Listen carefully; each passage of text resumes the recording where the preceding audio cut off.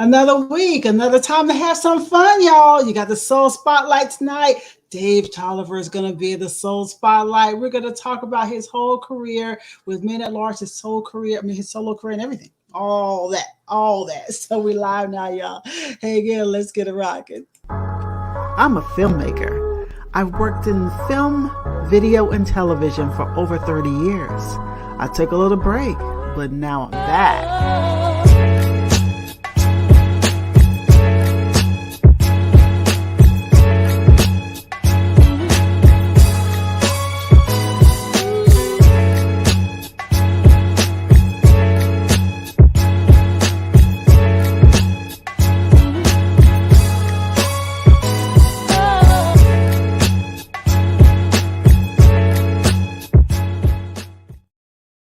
Hello and welcome to another edition of Art Imitates Life. I'm Tanya Dixon. We're always here to give you the greatest in entertainment, tell you what's going on in the industry, tell you what's happening around the world, because you know what, when art imitates life, you got all kinds of things coming your way. Tonight, something special, Soul Spotlight, back in effect again. We have from the R&B duo who has been around for a long time, done great work. Men at Large, we have Dave Tolliver in the house. He'll be in here in just a few moments. We're going to talk about his career, his music, the whole nine. So you all hang on. We'll be back to get it kicked off in just a few moments. You know how we do.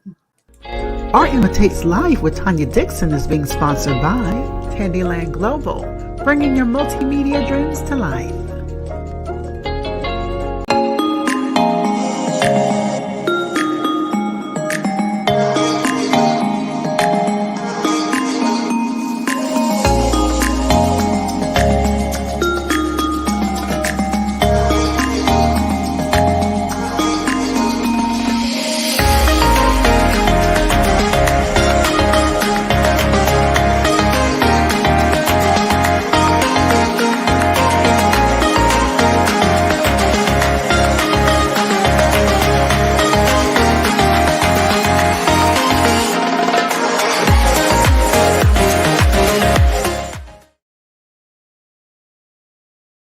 You know, Soul Spotlight, I'm loving it every week now. We get in here, we get a chance to introduce you to a lot of people who you've seen for a while, but you may not have known what was going on behind the scenes in their life career and all. So we get a chance to do it again tonight. We have Dave Tolliver in the house.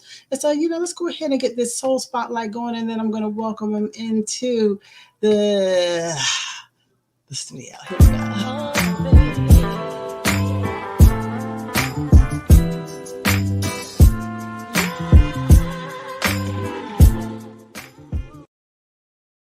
Hey, welcome back. Okay, now let me go ahead and bring Dave in. Let me go ahead and unmute him. Come on in the room here. If I can get my little mouse to work right. Hey, Dave, how you doing? What's up with it? How you doing? I'm cooling. How you?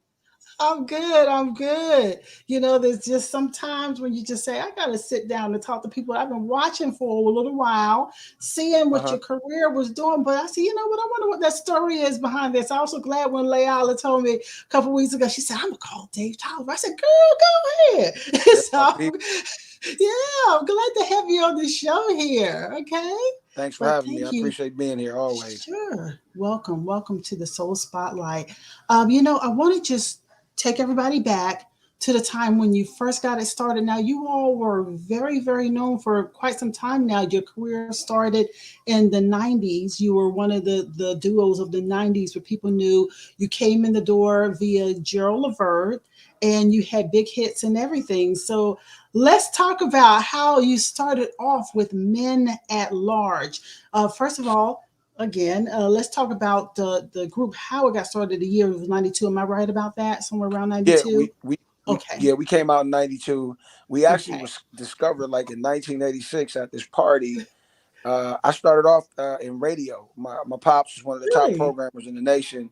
And one day, I had been around him since I was like 4 years old at the radio stations in Cleveland. And one day he called me. He knew I knew how to work all the equipment. One day he called me, he said, David, BJ got fired. You need to come in and work tonight. And I started working there from like 86 to 2000. But in the process of doing that, one of the other jocks that worked there, his name is Jeffrey Charles. He was a singer as well. and he had a show that night, and we went to a show, and then afterwards we were young now. I was 16, Jason was 13.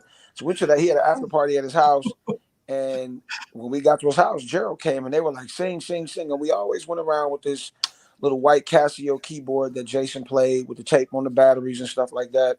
And after we sang, he was like, yo, I'm going to hook y'all up.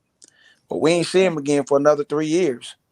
Yeah, because that was when the first album, the first major album on Atlantic was brought, with Casanova, Pop, Pop, Pop, and all that stuff like that. And they were on their tour. They was gone, man. They was gone. Then they released the next one, the Just Coolin' album, and that's when I saw Gerald coming out of the studio, and he was like, "Yo, I got this idea for this group, da da da da da da da, yeah," and he was like, "Yo, meet me at the studio." So I had called Jason. I was like, "Yo, let's go up here," and I called a couple other guys too. People don't really know the story about the two other guys. Let's put it this way: they just didn't make it. Then it was another guy; he didn't make it. If we had so them, you're saying it was supposed to be larger than two? The group was supposed to be larger than two? It was boy groups at the time, so it was it was nothing less than a trio. We stuck out anyway. We were big, and it was only two of us. Okay. So we went to the So that was studio. you and Jason Champion. Yep. Okay. Yep. And so we went to the studio. Steve Russell from Troop was there. The Rude Boys were there. All of the Verd, everybody. And he was like, yeah. And so he was like, y'all two come back tomorrow. The other two guys don't even bother come back. And then his dad was there, the legendary Hall of Fame inductee Eddie Levert. Right. And I think that's when he was solidified for him, when his dad gave us the okay that it was a done deal. So that was 89. Through all of the process of recording, mixing, mastering, writing, touring, we finally came out in May of 92. Next year will be 30 years. Wow. That Yeah, is so wonderful. Oh my gosh. Because I remember you guys, because I started my brand in 1992. I started my first show in 1992. And I did radio and all that, print. And actually, when you say you did radio, I was going to ask you this. My first love was radio. I thought that I would never want to do anything else. How did you feel about that? Before we go forward the music, how did you feel about radio? I miss it so much. I'm actually getting ready to go back on radio.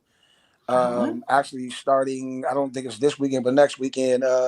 My man Chubb Rock, he has a network, and I'm going to be going through he got some things going on, man. I can't really, it's going to be on a terrestrial station, but after being off the air on terrestrial since 2000, man. I mean, well, no, I stopped on 2000. Then I went to the Virgin Islands for like a year. I came back, did some low power. So I haven't been on terrestrial radio since about 2003. So it's been 18 years I've been on, and man, I'm so elated. For whatever reason it was, I could not get back on the air here. I'm in Atlanta now from Cleveland, and man, all my shows were number one. I had specialty shows, hip hop shows, mix shows, and I was always number one in my time slot. We was killing them, and they, my dad, he didn't really like the shows, but the numbers were so good, and they were billing so much. Right. What you gonna do? Okay. Yeah, because I miss it so much. Through the course, though, I've done quite a few internet shows too. So I kept my chops up. Okay, well that's good. You think you ever return sometime later and just kind of do a little something? Because I watch some people now. They're doing the whole podcast thing, like myself. Yeah, I mean, I love the home podcast. I don't know, man. It's just something about going to that station and being at that station, running that board, people calling in requesting records, even though they don't play requests anymore. It's just and then unless you get unless you Joe Buttons or Gilly the Kid or people like that with those or Perez with those big, you can make money off those podcasts, but you don't make that consistent money until you get to certain levels with the podcast. At least with the radio, it'll be a consistent check. But I mean, the way I hear you talk, you sound like you hustle. You get your sponsors. I can tell you don't play around with it. I just get that energy from you don't play with you. I came out of broadcast TV, and I'm serious about this thing. So I'm not here to play around and just have fun. I can tell. I can hear that in your energy. That you don't play around with it. You go out and you get your sponsors, and you got a sponsor every week, or not for weeks at a time. Hey, we gonna do this thing for real, for real, for real. I'm working on them live numbers now. Rebroadcast numbers are great, but I'm trying to get this live. We got to get it going because you're right. When you do something like this, you gotta stick in there and be serious about it. And you've been a long time person in the game like myself. And you've been out there. Like you're talking about your whole career getting started with your Levert first singles coming out came out in 1992. Now that was Use Me. Am I correct? The first one that came Yeah, out. yeah. Do your work, Okay. girl. Do your work. I remember the Yes, song. Shoot, I yes, remember the yes. doggone song. I went back and I was like playing it today. And I remember when I was walking through the studio back in Texas. Got started off in Texas, and we would be playing a song and just dancing and singing and everything. It kind of took me back, So I Yeah, I people was a people fan seem to with you. forget that, but that was a top 10 hit. And so Yeah. they don't really touch that one. I think that started a movement where, Jodeci was rough, but I think we were kind of like the first ones during that 90s movement to Mm-hmm. incorporate hip hop in everything we did, even in the ballads. We like it was rap. I was a rap fanatic. And so, Right. I Okay. think we were the first, and that record right there, it's a gem. It's a top 10 record. I'm saying, I was back. I was like, "Are you hungry? Are you you know, home?" I remember I was doing the whole thing and dancing. are you Just remember that driving? time. Yes, I remember the whole thing during that time. And I was talking to my cousin earlier, and I was like, "You remember the song?" She's like, "Girl, yeah, I'm gonna be there in the chat." So she's gonna be coming in the chat too, because we remember you all's hits. We were fans of the group and everything. So Appreciate you that. went on from there, no problem. You went on from there and you had more singles working with Jason. And tell me about some of the stretch during that time, how it was during that time, because the 90s was hot. I love the 90s, the whole New Man, Jack listen, thing that was going on. man, and we were a part of that. I think the one thing that we missed that really solidifies in there is the beats weren't as hard as, Teddy Riley's beats and the other cats that were doing those type of records. When I say Right, hard, I'm talking about that bottom. You know, right. the people that were mixing Gerald's and them and our stuff were, and they Hmm. used to put that the high on the bottom of it. So Right. we rocked out. But I think it could. I think it was good though. But yeah, we did New Jack. That '90s man. I Uh-huh. think everybody will say, from whatever era they're from, they'll say, man, well, nothing like the good old days. People from the 40s, 50s, Right. 60s, 70s, 80s, 90s. But man, Hmm. I didn't live through the 70s. I've lived through the 80s. I've lived through the 90s. I lived through the 2000s. And for Right. me, musically, and just fun wise, maybe because I was an adult, that '90s was the golden years, where the go, and then the Yes. '70s, the '90s, then the Yes. '70s. Right. I think so too, because I'm around the same thing. The music from the 70s and music from the 90s, y'all. I'm dating myself. I don't care. It's all good. Hey, listen, I'm somebody grown. once told me, so a wise man once told me, if you're not aging, then you're dead. That's right. And then when you think Keep about it, living. yeah, and we know this because we'll move as we move forward and talk, more about the group. I mean, people don't always make it into certain ages, and so I'm happy. I'm happy to be at this age. I'm happy to still be doing what I'm doing because no days ever promised. So when it comes to your music, your next single that I remember it was really hot was "So Alone." I remember the ballads and everything. What was that like for you, having been not exactly a prodigy, but a product from Gerald Levert? Was there any pressure during that time on you all to perform in a way and have the type of successes that they had, or anything like that? Did you feel any type of pressure during that time? Well, I don't. You know what's crazy, and we talked about this in the interview recently because me and my original partner just got back together. I said I didn't even realize the magnitude of the people that I was around, because you got, like, for Right, me, from the time I was 4 years old, I hung out at the radio station with my pops, and I've met everybody from James Brown. I've met right. all the Jacksons except for Michael. Wow. I watched the mothership come down when I was like probably like 8 or 9 years old, maybe 7 years old, at the concerts with my uncle. You know what I'm saying? So it was like I Right. had been around all that stuff, and then when I was on the air at 16, 17, you know, I was doing a hip hop show with this guy named MC Chill, and he was the first person in rap history to get his record played in New York out of anybody out, because New York didn't play anybody's music unless you were from New York, and he was the first one to get it played, and he was the co-host. And I didn't realize, and I'm through him, I got to meet LL, De La Soul, Eric B, Ice Cube, and NWA, all them cats. We hosting shows, and like I'm 17 years old. Wow. So I guess it became something, you know, I was used to it at the time. So, you know, but after a while, man, I was like, damn, that dude is a star, man. You know, I never paid attention to it until we really started rolling and being on the road with him and watching him perform. I was like, my God, man. And at that point, there was a pressure to be as good. We know it was, we didn't know. I mean, I think as time went on, we progressed, but man, I always say that Gerald and his dad are the king of the king of stage with no smoke and mirrors. Most of these cats got to have all this stuff. Gerald and his dad can stand right there and give it to you, and everybody would be satisfied. You don't need no pyrotechnics, you don't need no crazy lights, no smoke, no elevators, none of that. They the king of that. I don't think, you Just know, as real music, real man. talent. And you know, and when we started and we were there, you know, Eddie would come in and be like, "That's bullshit. You got to do it like this, man." And don't do it like you grab her by the hand and you do this. And we just took those steps. I mean, it was like having, if you're a basketball player, it's like being able to train with LeBron or Michael Jordan when you just get in the league. That's what it was like once you think back on it in retrospect. It's like, man, you had literally some of the greatest of all time in music history to hold your hand across the street. So, man, that was incredible. That sounds really incredible.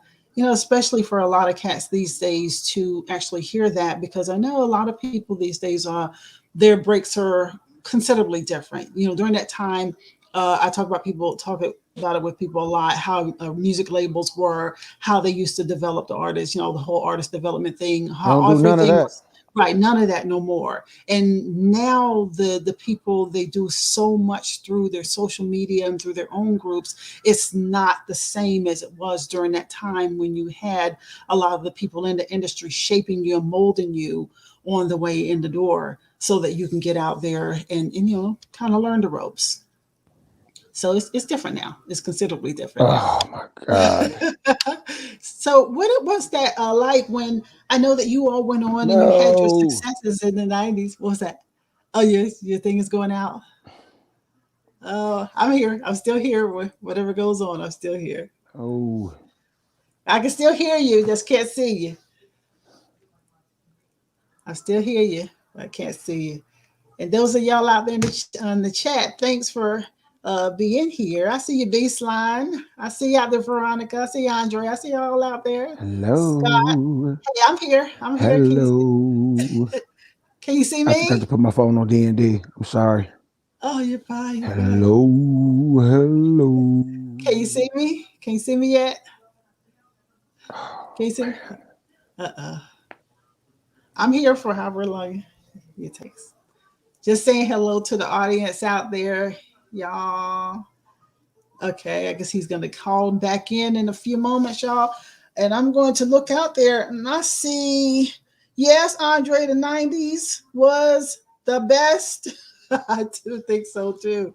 You know, and what's up, Four? I see you out there, Four. I see you, Veronica. Y'all, I think I need to put on my glasses so I can see y'all a whole lot better. But, you know, just kind of chilling for now. Dave will be back in just a few moments. In the meantime, in between time, you know, when he comes back in, we'll talk a little bit more about their career, because you know they were one of the big acts from the 90s. And I just want to know, I want to know what went down and how he feels about it now. Yeah, Andre, we got a little technical difficulties, but he'll come back in a minute. In the meantime, y'all can just holler at me and tell me what's going on out there. Yeah, Scott, this is the wonderful world of the internet. I am not gonna sing no song, Andre. I wish I could sing. I mean, for real. If I could sing, oh my Lord, oh gosh, I would be so dangerous. I tell people all the time, if I could sing, I would probably, every time I speak, I would sing. Hello. Just every time I open my mouth, I would be singing. So I just can't. I wish I can. I'm a karaoke singer. That's just about it. That's the best you're going to get out of me is some karaoke. Oh, wait a minute. Here comes Dave. He's coming on back in the house. I'm so sorry. Hey, I'm you're sorry. fine. I'm just sitting here just talking because, it reminds me back of the radio. When I first came and started doing the podcast, I was like nervous to talk to everybody out there. But now Wow, you I'm good. better. You got the voice, you got the look. Most Thank time they say you. people you have a voice for, you have a face for radio.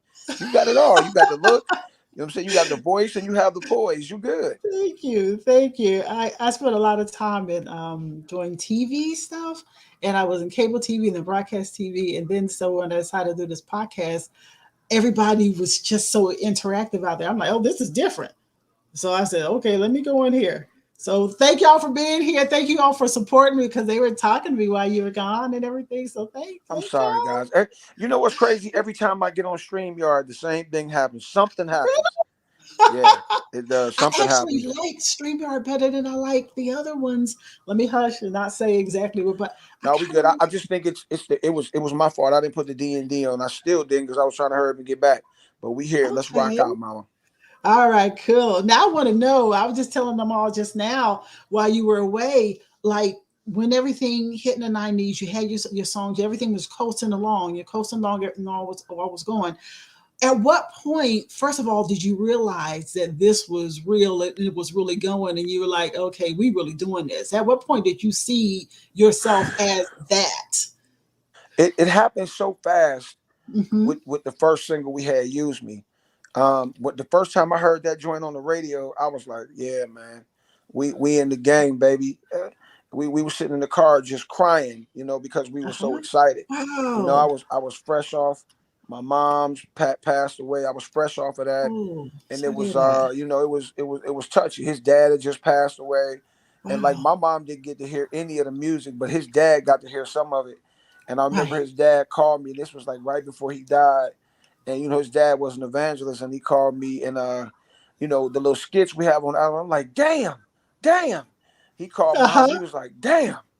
And I'm like, who is this? He said, this Lenny. I was like, who? He said, Lenny, Jason's dad. I was like, what's up, pops? And yeah, man.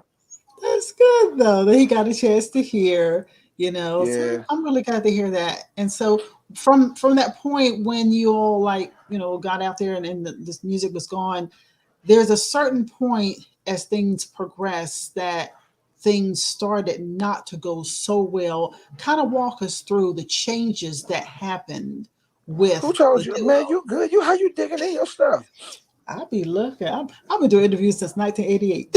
So, man? I just dated myself for real. That's all right. I graduated high school in '88. It's all good. So, Ooh. hey, man, I'm 51. I don't look 51. Okay. I haven't You shaved or don't. nothing yet. I had this little procedure on my neck, so I can't cut my hair, and so I had Right. it's a little. That's why I got my hood on right now, so you don't see all the Okay. what I'm saying. They had to put all these staples and stuff back there. It was Really? some, but I'm good. Do I still look? You know what I'm talking about? I'm good. Good. Good. And I And saw all your pictures and all that you had from your photo shoot. I said, look at him. look Look at at all him, cute and girl. He stuff. can get it.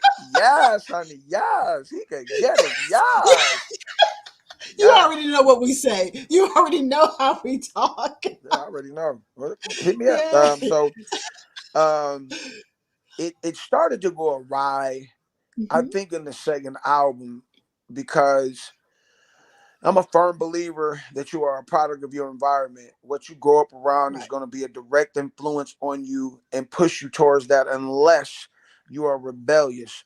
And I didn't Okay. let it stop me. My grandfather took a president to sing for President Roosevelt. Mhm. Jason and myself, along with the Rude Boys and Yolanda Adams, we toured with Bill Clinton to all the black colleges. So Okay. things just kind of repeated themselves. Jason's dad was a successful evangelist in our area, and I was suspecting, but he's a legend at home. I mean, like they talk about him like he the James Cleveland of Cleveland, and Mhm. Jason, at that time, I think us growing up with this, I think me and him never talked about this. I think us growing up together, I was the oldest, so I had my car first. I was always working. I had money. I had clothes. I mean, I've been working since I was 10 years old, man. Real talk. Delivering papers. I done worked at Wow. Domino's. I done worked at Pizza Hut call center. I done worked at Dun and Bradstreet. Man, she's man. And Straight little hustler entrepreneur. I know that's right. man, I just got I like I'm not a big spender, but I like to spend things on things I want, and I like to have my bills paid, and I like to be able to spend extra if I like to. You Okay. know, I don't have to have a Makes sense. whole bunch, you know, but I just like to be comfortable. So I'll tell you the story of how we kind of broke up. You know, the second album, I don't want to say that he was feeling himself, but I just think that he was becoming a man and he wanted to be more inclusive and more decisive in the things that we did, to the point where um, you know, he was spoiled. He was an only child. And so I think some of that came out in some of the stuff we were doing. So at certain points, I'd be like, all right, you okay, we just gonna split it then, and you we'll go with what you say. That's cool. But you know, Right. we had a couple. We never really had any falling outs. We had maybe a couple two brothers, but we brothers, man. You know, we call it the womb. We brothers, and so you know Right. you gonna have it out with your brothers. But we never had any really big altercations over business or the group or the direction we were going. One day we were doing on the second album, we were doing the Let's Talk About It video. Now, mind you, man, we've been, I think we've been a lot of firsts. We was the first to wear Carl Kanai. We was the first to wear cross colors on Really? TV. We was the first to wear 5001. We was the first to wear those African American shirts on TV. As Right. far as like artists, where we wore Arsenio Hall, and you know, I know they wore them on. We was first. We was first, and Okay. so Okay. when we were doing the video, we were with Hype Williams, one of the first people to work with Hype Williams, Oh and we wow. were in the trailer, and I'll be honest, man, we was getting higher than a helicopter. And you know, you know, we always played church. We like, and God said that in the middle of the wheel that Jesus would come down and make everything. We did that all the time. We used to play shouting. We would Uh-huh. just do everything, and you know, we clowned a lot. And you know, we were in the trailer, and there was probably like about 20 girls, road manager, and just us. He Right. broke out. I swear, he took the hit of the blunt, gave it back to Uh-huh. me, and then he started doing a full-fledged sermon. And God said Wow. this and that, and the Lord said he will it. Man, he was jumping up and down and shot. Wow. I mean, the smoke started clear, the lights started getting louder, and the girls, you know, they had the little, if you look at the video, Let's Talk About It, they had on these little short, like tennis skirts with the matching panties up under it. You know, they were Uh-huh. sitting there relaxed at first, and then we started doing, they started pulling their skirts down and closing their legs. And I was like, I walked up to, I was like, my end. This our last album. And it was. It was our Oh last my album. I don't goodness. remember how much longer. We probably toured again for about another 2 years, year and a half, 2 years. Right. And he says that I was calling, the phone just rang. And you know, and just long story short, we basically ended it. And Mm-hmm. we really didn't fall out. You know, it not like that, you know, everything. It just, I think, you know, it was time, It you was know, and just like time. we're back together now, it's time. Mhm. You know, God Yeah. rest the Does he soul of my ever brother reflect on Gemini, who that? stood in for about 25 Right. years. We lost him in Hmm. January to COVID and pneumonia, but he was a Wow. hell of a stand-in, man. And he is a member. He'll always be a member. I mean, he was on the road with me longer than Jason. So, you know, Okay. he gets that. You know, he gets his stripes, he gets his bars. And Okay. but it was time. And we had started recording in July. We started recording on Gerald's birthday last year. Wow. I mean, to have those type of tragedies, also to lose Gerald, and then to lose the other member who came in as well. I know that has to be kind of hard. Did you ever have any time in there where it just kind of shook you to the point where you were unsure about About coming moving back? forward? Yeah, about moving forward with everything. Nah, I wasn't sure Hmm. because, like I said, you know, Gemini, and I had started to move in different directions. Okay. Uh, I could sense that he was kind of getting closer to God too, in a sense, but we were Right. moving in different directions that I really didn't like. And Okay. at that point, I was just like, I'm not doing any more Minute Large stuff, because I felt like with my solo Hmm. career, even though it has been pretty decent, I've cheated myself out of a lot of time and opportunity because I kept Mm-hmm. holding the group together Mm-hmm. because of, you know, of him. You know what I mean? I felt like with them, I took him away from his life and brought him out here and here, and he rode with me through the good and the bad. I said I felt like, I'm like Ralph Tresvant in the movie. Like I'm gonna just go with the group when, looking Mm-hmm. back in retrospect, you know, you never know what life is. You never know what life brings, man. Life, I think God's give you choices. You get it's like, let's make a deal. You pick Right. between door number 1, 2, or 3, or whatever doors that may open or close for you, and whatever door you go through, you deal with that success, or you Right. deal with the fallout of those choices. But you make the choice, and you have to be held. You held yourself responsible for it, and Right.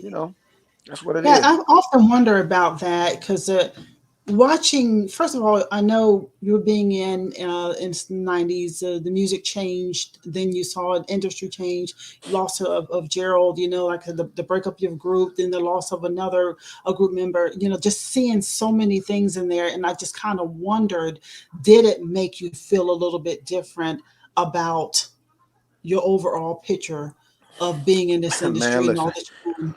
I mean, being honest, Hmm. I love being in men at large, but I love being by myself too. Okay. As long as I can have a couple of my guys with me on the Hmm. road, a Right. couple of my homegirls too that rock with me like that, and Right. that don't make me no difference. I wasn't stopping. In Okay. between, Gemini and I did 2 albums too, and in Right. between there, I was doing my solo records. Like '99, we did Men at Large.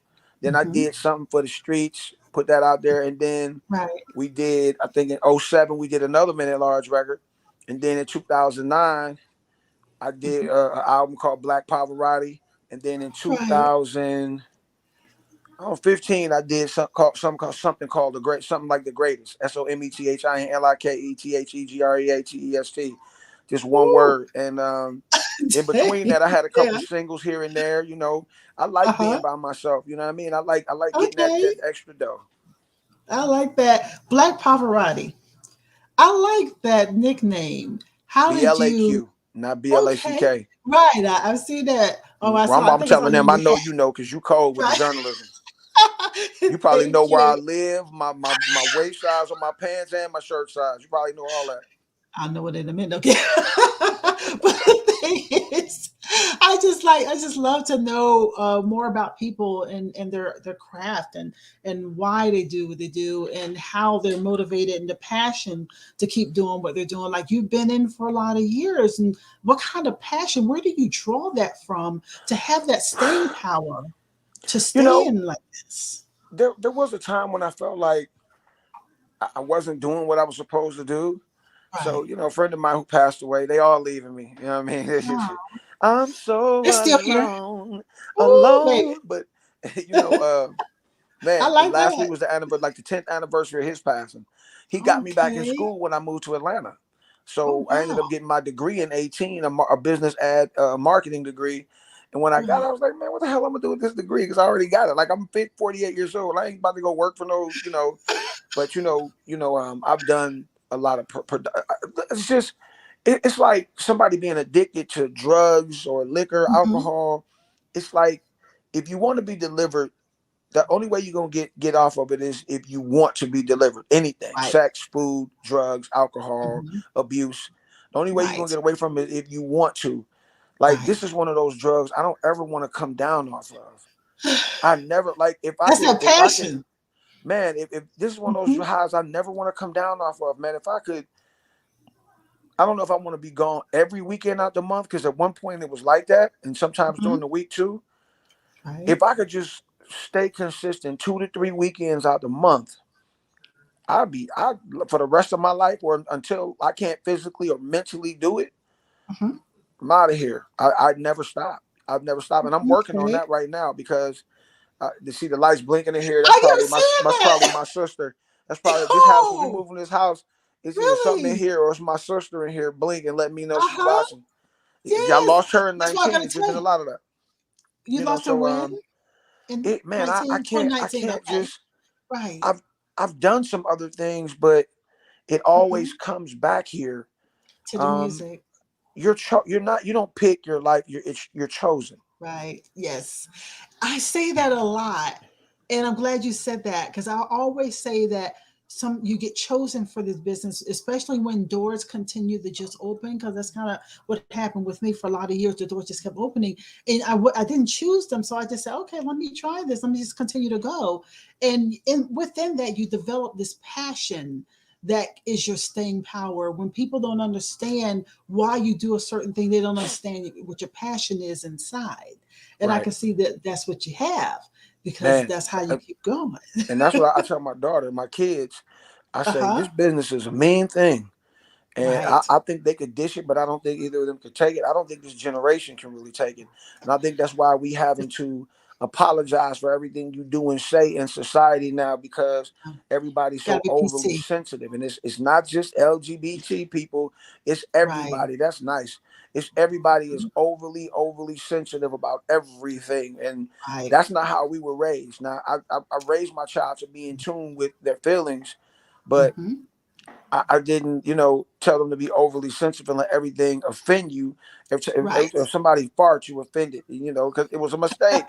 If somebody Right. say hello to you the wrong way, you offended because they didn't say hello to you like the other person. Right. Or somebody Yeah. say something about fat black people or Hmm. short gay people. We got to go in here and do a public apology. Or we talk Right. about the Jews or the Asians or whoever it might be. We got to go in here and make a public apology because their feelings got hurt. Way It's too just PC right unfair. now. We have become so politically correct right now until like you're right. You cannot be yourself out there. And there's Well, sometimes that I can admit that it works for you, and then sometimes you're like, we're doing too much. So, yeah, and I don't mean unfair because people mhm, have feelings, but being like this thing with Dave Chappelle, right. like he's sitting up here telling you he an advocate. One of Hmm. his best friends is a trans, and like I think a lot of times when people are overly sensitive, you could tell them they're beautiful a million times, but when you call Right. them a bitch one time, they never forget that. You That's called true. me a bitch last week, but I gave you flowers, roses. I bought you this. I did that. I made love to you good. I fed you. I was there for you in Right. your time of need when you were crying. I was there for your family. But all you remember is that I called you a bitch one time, Right. and Hmm. that's men or women. Yeah. It ain't gay, straight men. That's just what like the record. I'm in my feelings. That's it. Everybody in their feelings now.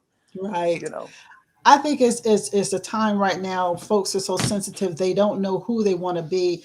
And Dave, when I look at you and I listen to you, you have decided who you were. You besides being Black Papa writer, you decided I'm a singer, I'm a songwriter. I like this business. I'm comfortable here.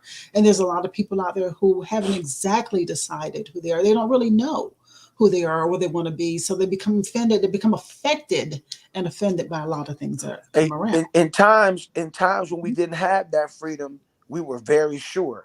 In Right. times now where they have so much freedom, they don't know what they want to do. I told people, I said, back in the days, man, we had nothing and we felt like we have everything. Now they got everything and they feel like they don't have enough. I mean, good grief from Right. Zion, man. Right. I can understand. I got you. I'm looking at the chat here and I see that people have been, responding with us. I don't often get a chance to see putting on my glasses so I can really tell what's going on. I know Beastline, she keeps saying that's 411. She keeps saying that she's happy that you're feeling better. So Who she's said that? playing you Beastline Entertainment. And she says she's happy you're feeling better. She's been playing you on her station, on her radio station. So Man, listen, and I'm gonna tell you, like me and Jason were like, we're gonna go do this video and tell everybody, like we really need y'all for this new record. Everybody that's a fan of Men at Large, collectively, everybody that's a fan of Dave Tolliver, everybody that's right. a fan of Jason Taylor. He had a very nice career over. He got a Grammy nomination. I didn't get the Grammy nod, but I got the Mhm. consideration for the Grammy 2 times, but didn't make the Right. ballot. And we're actually up again in 3 different categories for the R&B Ooh, category for the new single we have. In my feelings, so we're up for Grammy consideration. So if any Grammy voters out okay. there, we need that vote because a Grammy, just the That's nomination, right. places you on a different plateau than the rest of the guys, and that would be a good lift for us. Y'all been complaining about y'all wanting good new music. We got a That's whole right. album of it, and we can't release it until y'all start supporting this single. Man, that I know album that's right. crazy. But we're going to talk about the single in a minute. We get a couple more comments here. Scott Saval said Dave's a beast. He definitely didn't fall off. And so That's little bro. Layala's, yeah, and Layala's been in here. Scott Sable was the 5th place winner on American Idol season 5. Really? Oh, okay. Yeah, you Thank need you to for interview tuning him in, on your Scott. show. I'm not to I tell you would, what to do, but you need to interview I would Scott. love to. Scott, Scott's holla. dope. Holla at me, Scott. Give me a DM or something. Okay. And then, see, Andre's been in here. He said, ask him why he kicked Ski out. Who's Ski? Dre stupid. Dre What is is that funny. about? Dre is like my brother. Uh huh. You know, I can tell you this app Clubhouse, man. I met some really nice people on there. It Right. is giving me another level of success and notoriety too. And I hear a lot of the black creators on there talking trash about, you know, the app. And I mean, you know, I don't really care. One of the developers is black anyway, so it don't matter, you know. So it's like, why you tripping? We eating off of it, but a lot of people came in that app and made money. Nobody knew who the hell you were until you came in that room and started capping. And I've been knowing Dre for years, but this was the first time we really got a chance. I mean, for years, and this is the first time that we really had a chance to really talk and chop it up and stuff. And I love the dude like a brother, you know what I mean?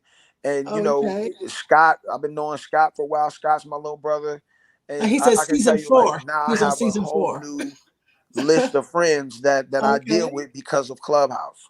Oh, Clubhouse. Okay. I keep getting invitations to Clubhouse and I hadn't gone in yet. And I need to go ahead and on in there because I need to promote what's going on here and So all. yeah. So let me tell you, if you come in my room on two, we have a decent crowd in there. When we Okay. first started, we used to average about 200 people every week. So what I do in Clubhouse, I'm just doing your job, I'm just going from the segue and the stuff. Go. So, but Go. I treat you right too. Dig it. Okay. So the You're a mess. it's called Dave Tolliver Singer's Room. Come get this deal. This is the we're in the 4th season. We're in the battle rounds, and it's where, if you're familiar with battle rap, it's where the battle rap URL league meets March Madness meets Wildin' Out. I'm the Wildin' Out, and Right. it's a 10-week show that we do.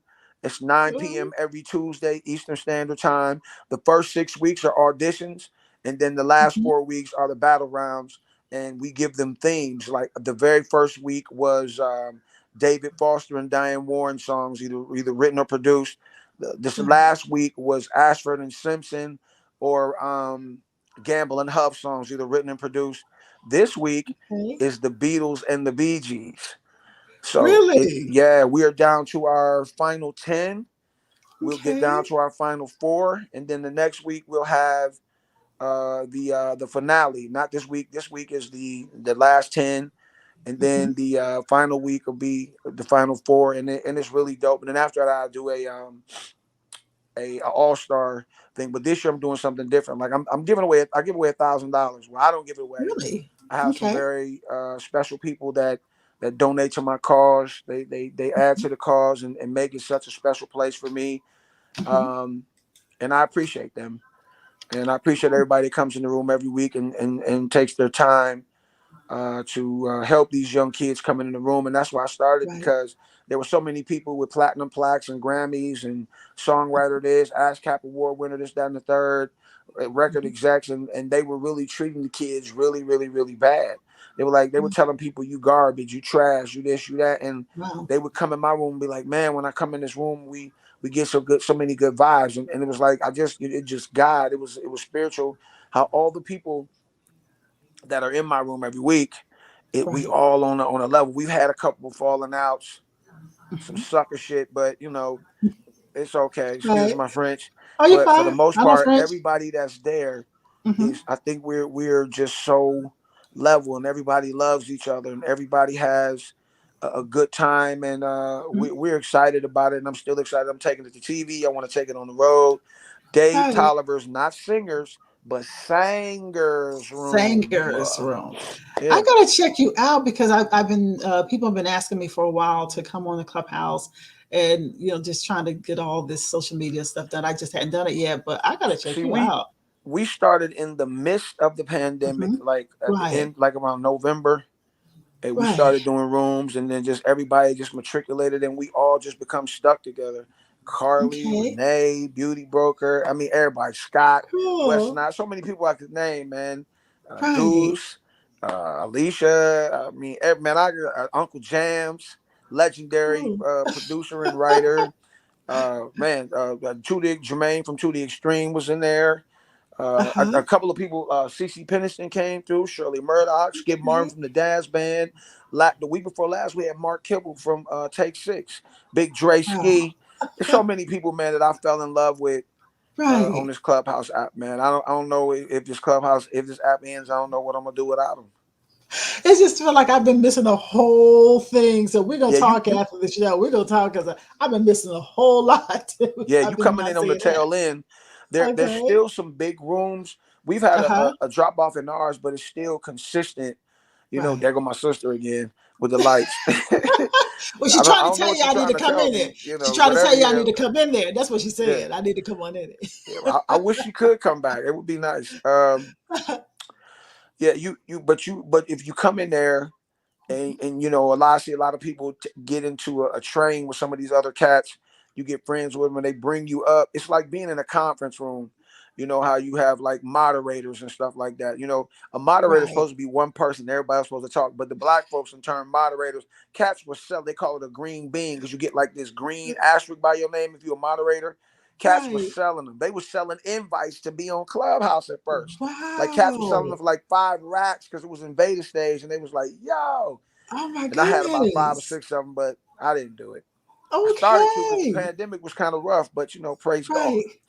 Well, yeah. Well, you know what? I'm really glad you talked to me about the Clubhouse because one of the questions that I had for you is when it comes to because you are a veteran in the business here, what kind of advice do you have for people who are really trying to find their way in this? Because, like as we discussed earlier, it's different now for Man. people who are trying to break into the industry. Well, first and foremost, I say if you're a person you wears your feelings on your sleeves, this business is not for you because Right. you can get in this business, make relationships, get close to somebody, and they'll squeeze you like a turnip, try to get blood from a turnip. And when they can't get Right. nothing else out of that turnip, they're gonna kick you to the curb. Hmm. When it comes to as far as like the business, it's 90% business, 10% show. And I just, implore you to learn the business, the old way and the new way. Do your research. Right. Find you a mentor. And it's really the unfortunate thing is that the game is not about talent anymore. It's about your numbers, it's about your relationships or about how much money you have. And if you have a big enough ego in one of those, big enough one of those, then you can get the girl. No, but if you have a big enough one of those, then you can get you can make some waves in the business. It's just gonna take some hustle because you got to figure if it's one hamburger and 20 people trying to get that same hamburger, that's the Right. music business now. It's Okay. 200 million people trying to get the same damn hamburger. And Wow. that's what they're thinking. They don't see the hard Uh-huh. work or the homelessness or the poor times that a lot of these people have come from. Man, I didn't have the hard times till after I got in the business. You know what I'm talking about? At one point, Yeah. at one point I had lost everything but my house, but I got it all back. You know what I mean? So, and that Well, I that was fortunate to keep the house. You know what I mhm, mean? So, right. Because man, you've been through that whole change of industry, you've seen a lot, and then to like last year hit a pandemic too, but that whole time in there, 2008, 2009, I watched a lot of people leave the industry. I always had relationships with record labels. I kept my relationships from way back in the day, radio me days, too. and just continue to go forward. And when I switched into television, I went to the video side, but still stay with labels. But Yeah. then, how many people too that out at 2008, 2009, they said that's it. They left the That industry. 6 degrees of separation is very, Hmm. very true and very real, man. You never know who knows who. It's important Right, to keep those relationships, man. And the advice I tell people on the creative side, yeah, hmm, it's good to be part of a trend, but create your own trends. And I tell people when I sit on right, panels, I say we all have to drive on the same freeway, but we right. all don't have to drive the same car. Exactly, Be exactly. you, man. Don't be little Yeah, baby. Don't be Megan Thee Stallion. Be yes, who you are. Don't be Dave Tolliver. Be who you right. are. You dig what I'm talking about? Just Hmm. love the skin you in and make everybody else love it. That's the key Exactly. to winning. And before I get back to the asking more questions about your music now, when it comes to your overall, being in an industry, and then you're dealing with a lot of people who are coming out, who some of them might be too young or not have done their research. Do you find it difficult at times when you deal with different people who are just not informed about the history, your history, or anything like that, that they're in a way where they feel like everything that they're doing then this time is the hottest, but they haven't taken the time to pay any homage or any respect to how the You, industry got there? the crazy thing is when I came down to Atlanta, it was from Cleveland. I was born and raised in Cleveland. I came down here to Atlanta, and it was a big man. It was a big thing. And somebody Mm-hmm. told me before I left, they said, "Man, why you going to Atlanta, man? You the big fish in the small pond here. You gonna go to Atlanta and just be a regular fish?" I was like, I cussed. I was like, "Man, please, man, F you, man." I said, "Man, I'm a general. I earned my stripes." But I Right. can't even remember who said that. Mm-hmm. But when I got to Atlanta, you got to remember, Atlanta in like '94 took over the industry with the Right. R&B and the hip hop, and it never stopped. Right. And so when I came down here 10 years from an '04, from '94, they was like, Mm-hmm. I was like, "It's me, Dave Tolliver." Oh, hey, Daddy, I didn't even know that was you. I'm like, "Man, you know who it was. Don't even play me like that." Look, I'm gonna throw a name out there. Big Boy Right. from Outkast told me to come to his company and get an intern job. That's how it was. Yeah. I Wow. ain't Are never you told nobody that kidding on interview. me? I'm telling you though. And Right. I went over there. Okay. But the rest of that I ain't gonna tell the story. But Okay. Oh my the goodness. young people today, if Mm-hmm. you do something that tickles their fancy, that's old right there, tickles their fancy. Yes, taking the If fancy. you if you do something, when I came down, I started like selling CDs hand to hand. Right. And you good? And that was something new for me. Right. It was very uncomfortable. It was me, Tony Terry, and a group of cats. We called ourselves the Kinfolk Syndicate, and we were going Oh, out 5, 6 nights a week, going to open right. mics, karaoke's, live shows, singing and selling CDs. There's 8 of us. So how much money you think we was making a piece if you selling a CD for $10? Oh, I love Right. Tony to get his. Some night he would win, sometimes the other cast that people really didn't know would win. And I was like, I can't do this, man. I can't. It's not for me. Right. It's a grind. It's a hustle. I just couldn't do it, man. It was something else. So you came in during a time close to around when I came in and out 94 through 97. I actually moved here in about 98, 99, somewhere in there. Freak Nick. Yeah, I remember Freaknik. Remember LaFace was here and everything. It was different during that time. I've been at Freaknik and seen Outcasts handing out and selling their CDs. They weren't Outcasts yet. Man, They was we would come down here for Freaknik and just walk Mhm. the streets with everybody. Oh, We just used to kick it. We had a common goal in mind, so we was just out right. there kicking it and Yeah. having a good time. And Gerald would have shows, or we were like Mhm. recording. And man, listen, I mean, I had seen some things growing up, Right. like sneaking in my grandmother's brother's closet. He had X-rated movies and doing mannish stuff as a kid. But the stuff I saw at Freaknik, I was Freaknik. like, "Oh," It was like no other, and I loved it. Yeah, it was something else. I And I mean, loved I it. had to just go just so I could see, and I would go just to see how to do the stuff. Hey And man, I was and the crazy thing is when you have daughters, there. if you're Hmm. a real one, you understand that things they're gonna do things, and Right. you just hope that your mom. You tell you don't kiss your mom in the mouth in the morning. No, no, but that joke will it'll resonate real as time goes by, Right. and the only thing you can just hope is that I've given her all of my stats from the road and before her Hmm. mother and stuff like that, and I hope that she hears me and she makes the right decisions. She's pretty, Right. she can sing, Oh, she's shapely. I hate that. right. But you know, it is what it is. I understand what's gonna happen one day. Right, I because just you want her see to so much be behind the smart. scenes. Yeah, Let you her know seen a that lot she behind the has the scenes. key. It's her Hmm. key, and nobody get to touch that key but her. When you Right, decide to open the door, you open the door with your key and you lock it back with your key. You right. control the entrance and the exit of that. Yeah, you control it. That's You right. know, That's but right. I she's love smart that. and she's tough.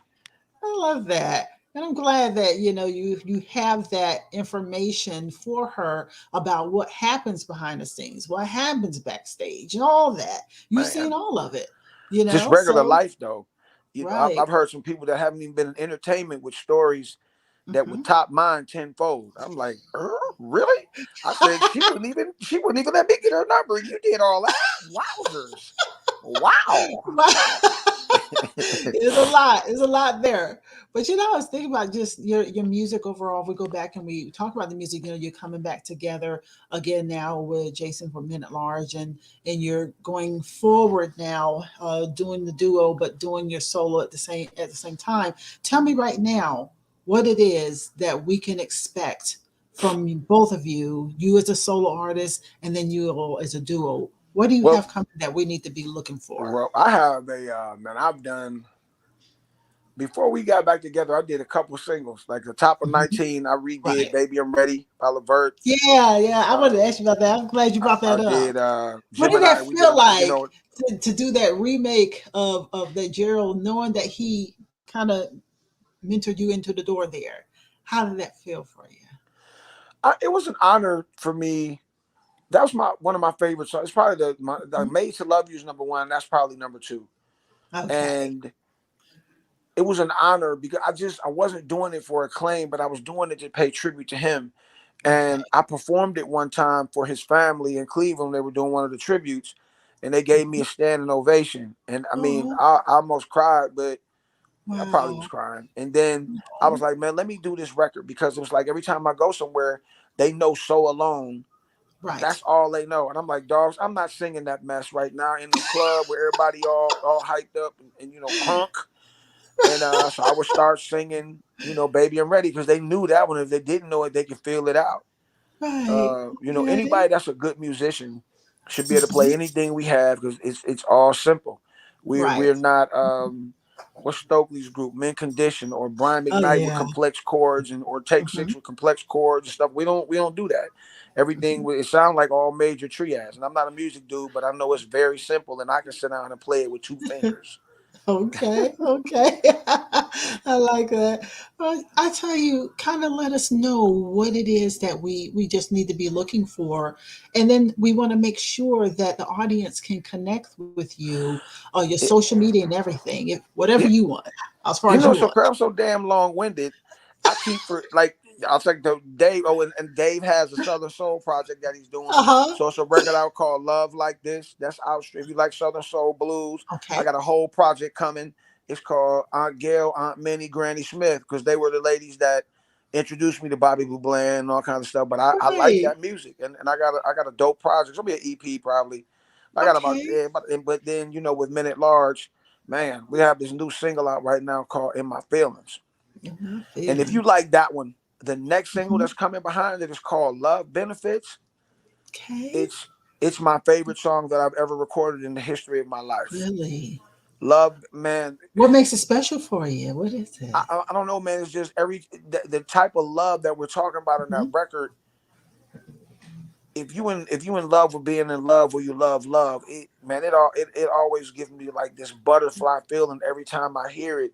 The music, the Mhm. arrangements, and shout out to Jay Sean Champion, Jason's brother, who has written for everybody from Charlie Wilson to Genuine to Faith Mhm. to R. Kelly and Usher and G Unit and Joe. And he's written for everybody. He took no money up front with us to go in the studio. And after 30 years of being on music, but 36 years in the entertainment business period, I was like, Right. look, dude, and I don't want to put myself on a LeBron James level, but LeBron James has never had a coach, Right. a coach that he Mhm. really respected, or Right. somebody that he would be like, okay, Mhm. coach, what you got for me? If you notice when LeBron goes into the huddle, he don't pay attention to that. He don't pay attention to none of it. Never has, probably never will.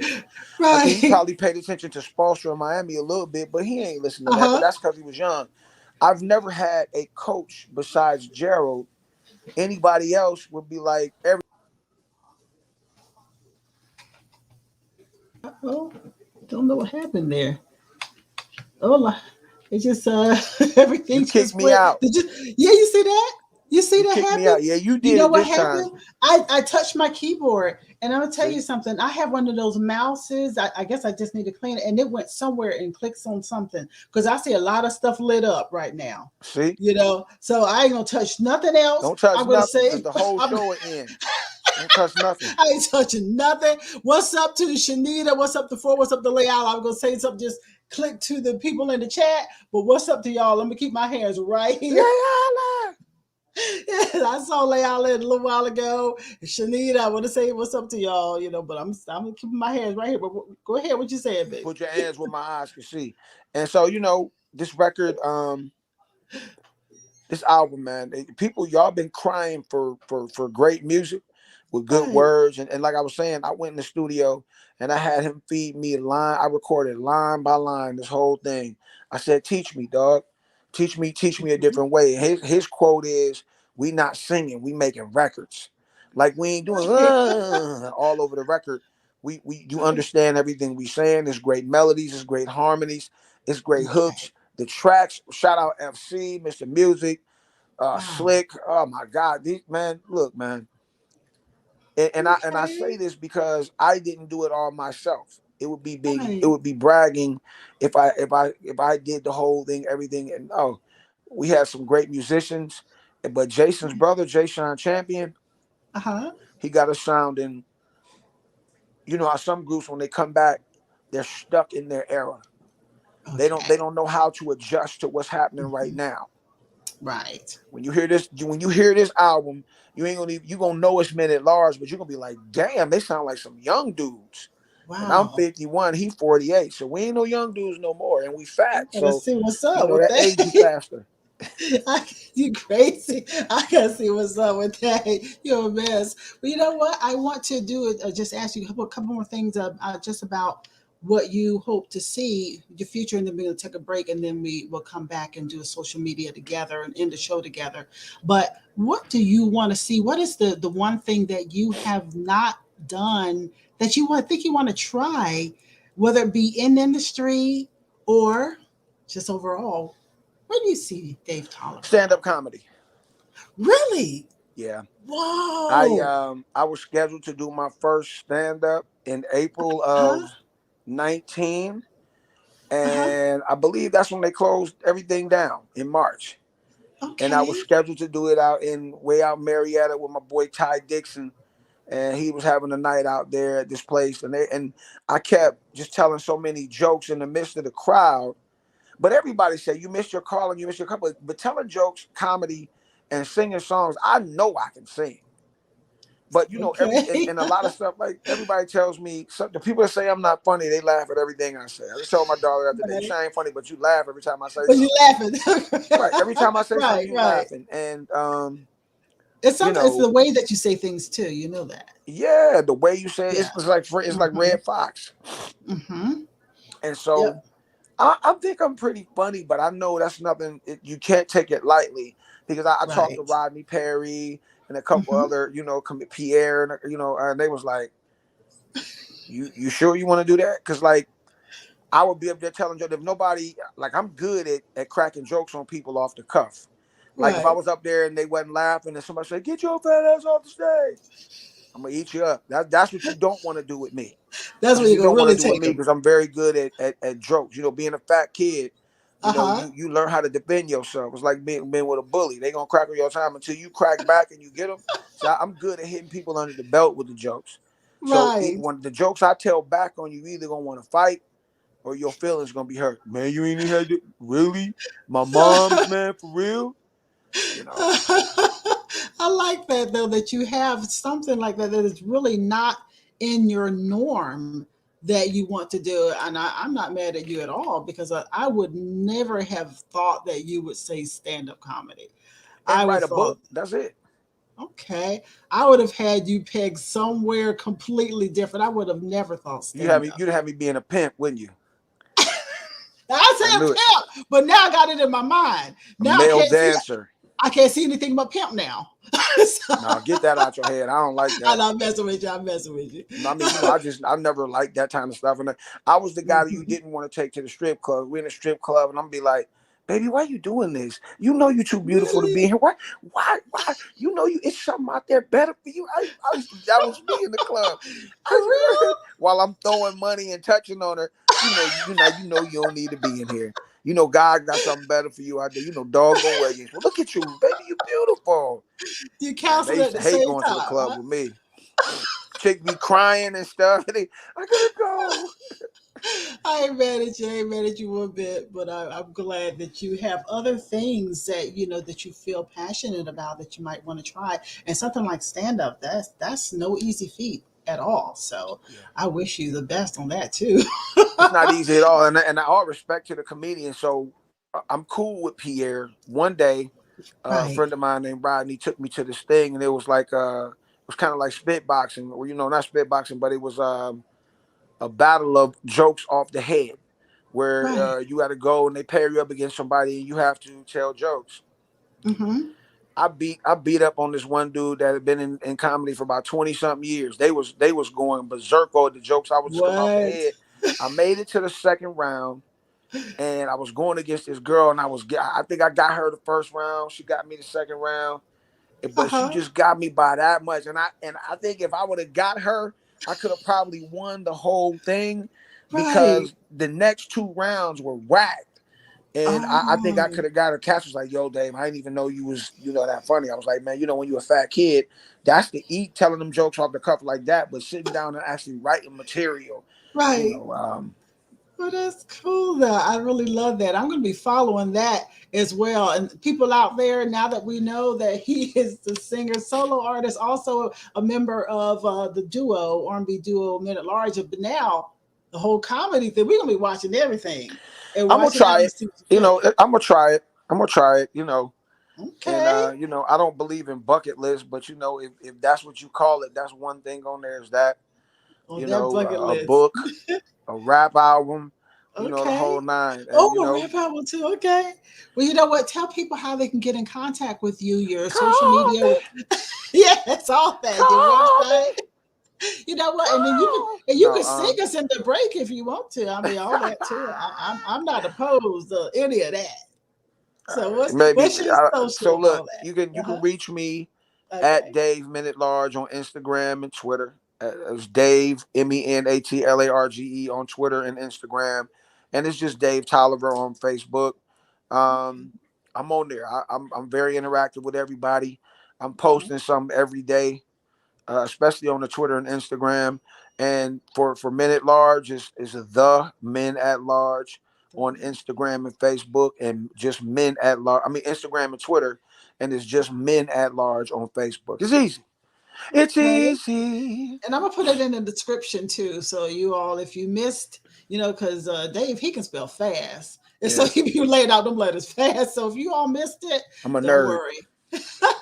Or I'm going to put it up there for everybody so everybody can check it out. You know what? You want to sing me into my social media? Come out to run my social media, and then we're going to get out of the show. So you want to sing real quick before I go? Let's get it. Anything at all that you want to sing, you go ahead. Man, I don't know.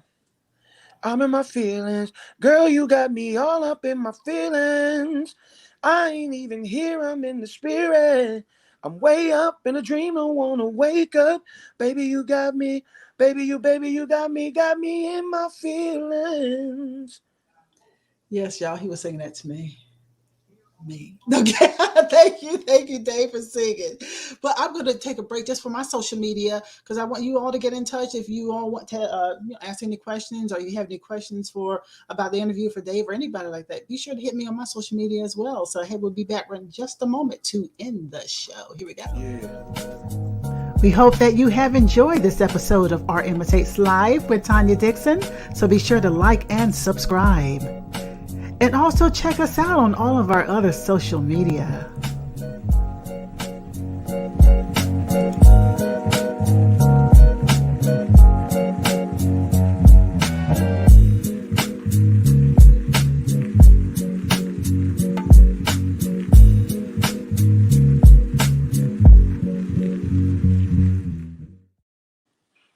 I have just hijacked you to end this show with me, so you're gonna hang out because I want to talk to you on the after show here. That's what we always call the after show when I end things. So I just want you to stick around, Dave, while I end things out there. I want to say a special thanks to all of you who are in the chat tonight. I have my glasses on right this second. I should put them on. Scott, how do you say Scott? Your last name again? Is it Soulful? You said Soulful? Sable. Scott Sable. Sable. Thank you, Scott. Scott's been hanging in there the whole night. And I see what's up, the Beast Line and Shanita. And I don't see Dre right this moment. I'm Dre, but I think he disappeared for a little bit. He was in there for a long time. We had a lot of folks who were just coming in. Carly Ray, just different people that are jumping into the chat tonight. And I thank y'all for hanging out with us during the show here. I've had a wonderful time hanging out with the Dave Tolliver. It was really comfortable and wonderful talking to you. I always had questions about how things happen in your whole career. And I hope that we've been able to get enough information out there to the people of how you enjoyed your journey and the things that happened in your journey as well. So I thank you so much for your time. Thanks for having me. Thank you for having me. Certainly loved it. And we have an open invitation for you to come back anytime. All right, cool. Harmony. And for those of you out there who would like to be on the show, you know how I always say the website, Tandyland, TANDILAND.com. You can hit us at info@tandyland.com. You want to hit us on Gmail, this Tandy Girl. You see my name over in the corner, Tandy Girl, AIL@gmail.com. And then, just kind of let us know what you think about the show. You like it, you don't, whatever. Just hit us up. And if you would also do me a favor now, you like the show, just go ahead and subscribe. Hit that like button and subscribe to the show as well. And then hit the notification bell so you can be here with us anytime. Again, Dave, I thank you for your time. Tomorrow night. Got your live show tomorrow night. We're in the living room, y'all. It's gonna be a doozy tomorrow night. Tomorrow night. Check this out, y'all. We're gonna be talking about polyamory. Can you open that door? And I can't wait to hear and see what you all say about polyamory. This one's going to be an interesting one. I'm going to invite you into the living room sometime, Dave, because we get a little lit over there. We just talk about all kinds of topics and enjoy ourselves. And so you have an invitation to not only come back onto the Soul Spotlight, but to come into the living room as well. Okay. All right, well, thank Anytime. you. Right. Well, thank you again, Dave, for being here. Thank you all out there for watching. As I always say, great things come to those who believe. I almost forgot it. Great things come to those who believe. Better things come to those who are patient. But the best things come to those who never give up.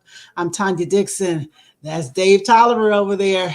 And you all have a beautiful week. And we'll see you next time on Art Imitates Live. See y'all now.